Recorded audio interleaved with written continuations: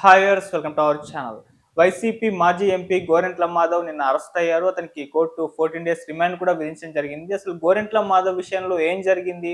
ఎందుకు అరెస్ట్ అయ్యారు? మరి దీనికి సంబంధించిన మరింత ఇన్ఫర్మేషన్ కొరకు ప్రజెంట్ మనతో పాటు టీడీపీ స్పోక్స్ పర్సన్ సూర్యదేవ్ లత గారు ఉన్నారు. వారితో ఒకసారి మాట్లాడి తెలుసుకునే ప్రయత్నం చేద్దాం. నమస్కారం మేడం.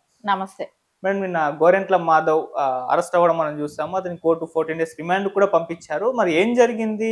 చాలా హైడ్రామా క్రియేట్ చేశారని చెప్పేసి కూడా చెప్తున్నారు. మరి ఎంత హైడ్రామా ఎందుకు క్రియేట్ చేశారు? దీనికి సంబంధించి ఏం చెప్తారు మేడం మీరు? హైడ్రామా క్రియేట్ చేయాలి అని ఆయన్ని ప్రజల్లోని గుర్తుండాలి. సో జగన్ గారి దీని దగ్గర ఆయనకి మించి ఏమైనా ఆయన జైలుకి వెళ్తే ఈయన అధ్యక్షుడు కావాలనుకునేంత హోదాకి వెళ్ళిపోవాలనుకున్నాడా ఏమని ఇక్కడ అర్థం కాని విషయం ఒకటే ఉంది. సరే, ఇప్పుడు పోలీసు కస్టడీలో ఉన్న వ్యక్తి మీద అటాక్ చేయటం అనేది తప్పు. ఏదైతే జరిగిందో ఒకసారి ఒక కారులో ఉన్నప్పుడే అటాక్ చేయడానికి వెళ్ళాడు. సరే, నడి రోడ్డు పైన సరే అందరూ చూస్తున్న టైంలోనే బూతులు మాట్లాడటమే కానివ్వండి, అతన్ని అటాక్ చేయడానికి వెళ్ళాడు. ఆల్రెడీ కస్టడీలో ఉన్నాడు కదా. అతన్ని ఎస్పీ ఆఫీసర్కి తీసుకెళ్తున్నప్పుడు కస్టడీలో ఉన్న వ్యక్తి మీద అటాక్ చేయాలని వెళ్ళటం ఒకటి తప్పు. తర్వాత ఎస్పీ ఆఫీస్కి వచ్చిన తర్వాత అక్కడ తన్నటం అనేది ఇంకో తప్పు. అంటే అటాక్ చేశాడు. అటాక్ చేయటం అనేది ఇంకో తప్పు. అసలు ఏ రైట్స్తో ఆయన అటాక్ చేయడానికి ఉంటుంది? ఇప్పుడు ఏదైనా ఉంటే వన్స్ మనం ఏదైనా పోలీసుల ముందే నువ్వు అటాక్ చేయడం అనేది పెద్ద మిస్టేక్, తప్పు ఒకటి. ఇంకొకటి, ఆల్రెడీ అతనికి శిక్ష పడబోతుంది. అతన్ని ఆల్రెడీ పోలీసులు అరెస్ట్ చేశారు. ఇప్పుడు ప్రెస్ మీట్ కోసం తీసుకెళ్తున్నారు. ఇవన్నీ జరుగుతుంది. అతనికి అది అతను చేసే తప్పు కానీ వాళ్ళు అరెస్ట్ చేశారు పోలీసులు. సరే, అది వాళ్ళ సిస్టంలో వాళ్ళకి ఏముందో అది నడుస్తుంది. సరే, నువ్వెవరు వెళ్ళి కొట్టడానికి? నీకేం రైట్ ఉంది? నువ్వేమి మాజీగా నేను పోలీసుని అని చెప్పి బెదిరిస్తున్నావా పోలీసుల్ని? నువ్వు ఒక పోలీస్ అయితే పోలీసుల్ని బట్టలు కూడా తీసి కొడతానన్న రోజు నీకు కనిపించలేదా పోలీసులని? నువ్వు కాకి బట్టలు వేసుకున్నావు కదా. సో వాళ్ళు నా మాట అన్నప్పుడు పోలీసుల్ని అప్పుడు నీకు అనిపించలేదా? ఆ పోలీస్ డిపార్ట్మెంట్లో మహిళలు లేరా? ఆ మహిళలను ఆ మాటలు అన్నప్పుడు వాళ్ళ ఇంట్లో కుటుంబ సభ్యులే కానివ్వండి, వాళ్ళు లేడీస్ అయ్యి వాళ్ళ మనోభావాలు దెబ్బలు తినలేదా? ఎంతమంది ఉంటారండి ఒక పోలీస్ డిపార్ట్మెంట్లో? ఎంతమంది మహిళలు ఉంటారు? అంతమంది మహిళల్ని నువ్వు బట్టలోడు తీసుకొడతానని అన్నప్పుడు వాళ్ళ మనోభావాలు దెబ్బతినవా? అంటే ఇక్కడ ఎలా ఉందనంటే వీళ్ళు చేస్తే కరెక్ట్, ఇంకొకళ్ళు చేస్తే తప్ప. సో తప్పు అయిన దానికి అవతల శిక్షకి తీసుకెళ్తున్నారు. సో ఆ పోలీస్ కస్టడీలో ఉన్నాడు అతను. అలాంటి వ్యక్తి మీద మీరు దాడి చేయడానికి వెళ్ళారు. సరే, ఆ తర్వాత కూడా మీరు చూడండి, అతను మాట్లాడే మాటలు అహంకారంగా, నన్ను ఎవరు ఏమీ చేయలేరు అంటే. ఇక్కడ ఏంటంటే పొన్నువల కూడా చెప్తున్నది, పొన్నువల ప్రభాకర్ చెప్తున్నాడు, అతనికంట అసలు ఉక్రోషం తట్టుకోలేక వెళ్ళాడంట. ఉక్రోషం తట్టుకోలేక కొట్టుకుంటారు అనటానికి ఇది రాజారెడ్డి రాజ్యాంగం కాదు కదా.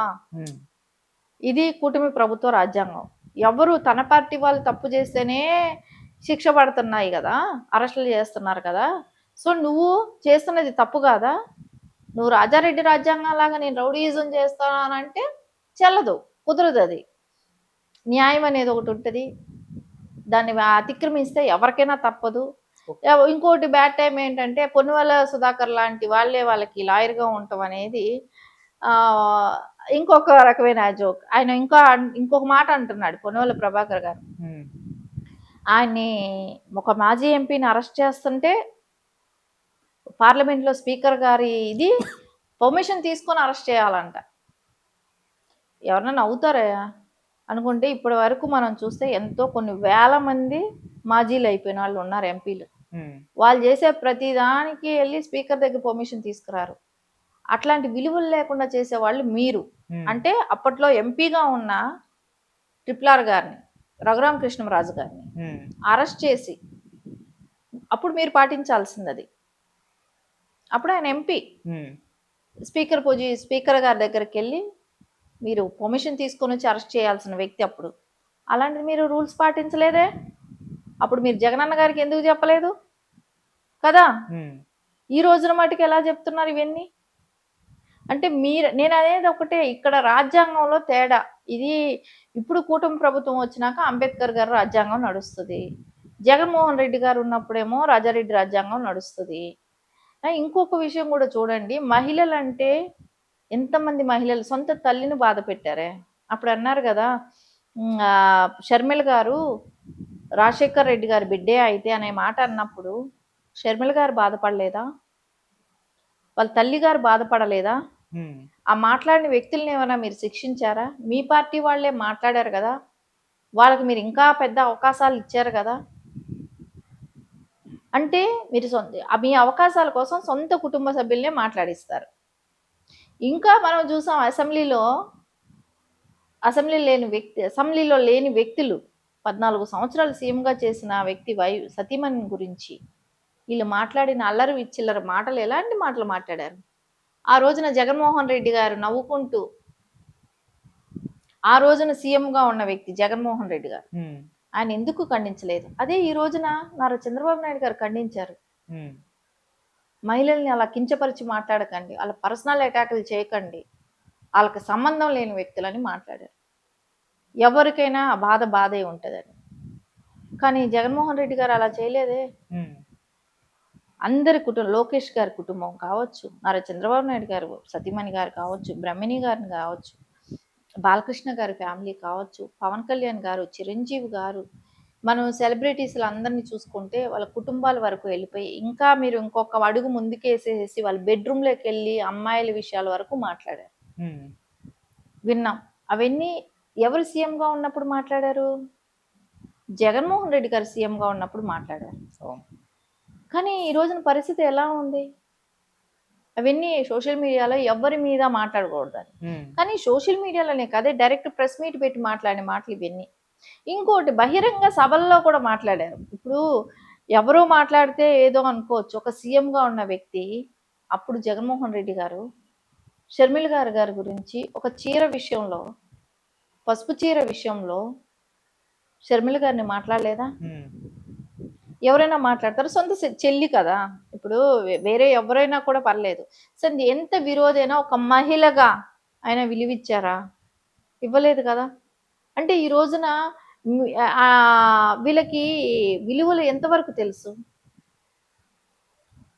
అందుకని బాబు గారు ఒకటే ఆలోచించారు ఇక్కడ, వాళ్ళు ఎలా బాధపడ్డారు అప్పుడు, అంటే ఆ టైంని వాళ్ళు ఎలా ఫేస్ చేశారు. అలాంటిది ఎవరికి రాకూడదు, మహిళలు బాధపడకూడదు. మీరు చూసుకుంటే ఆ రోజున తెలుగుదేశం కేడర్లో ఉన్న మహిళలు అందరినీ బూతులు మాట్లాడటం. ఏ మహిళని, ఇప్పుడు హోమ్ మినిస్టర్, సాక్షాత్తు హోమ్ మినిస్టర్ అయిన అనిత గారు కూడా ఆవిడ పర్సనల్ అటాక్ అసెంబ్లీ సాక్షిగా జరిగింది కదా. అసెంబ్లీ సాక్షిగా మాట్లాడిన మాటలు ఇవన్నీ కూడా నేను చెప్పేది. ఆవిడ కలర్ గురించే కానివ్వండి, ఆమె బాడీ షేమింగ్ గురించే కానివ్వండి, ఆవిడ డైవర్స్ గురించే కానీ, ఆవిడ భర్త గురించి అన్ని ప్రతి మాటలు మాట్లాడారు కదా.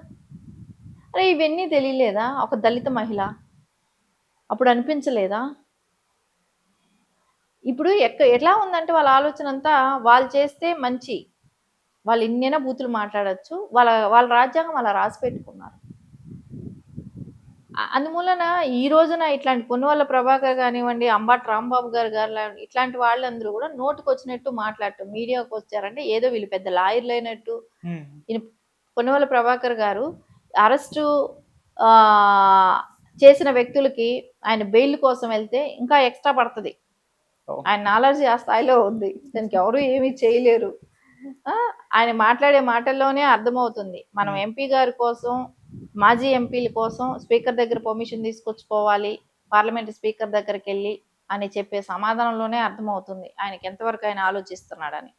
సో ఇవన్నీ కూడా ప్రజలందరూ కూడా చూస్తున్నారు. ఏది కూడా ఇక్కడ బాబు గారిది ఒక్కటే, ఎవరు తప్పు చేసినా, మనాడైనా కూడా తప్పు చేసినప్పుడు మటుకు క్షమించకూడదు. అది వాళ్ళ ఫ్యామిలీసే కాదు, వాళ్ళ కుటుంబం, పిల్లలు ఉంటారు, వాళ్ళందరూ కూడా బాధపడతారు. కాబట్టి పర్సనల్ అటాక్స్ అనేది మహిళల విషయంలో వెళ్ళకూడదు అనేది అయితే ఖచ్చితమైన సిద్ధాంతాన్ని పాటించాలనే ఒక ఉద్దేశం అయితే ఖచ్చితంగా ఉంది టీడీపీకి. Okay madam, thank you so much. నమస్తే.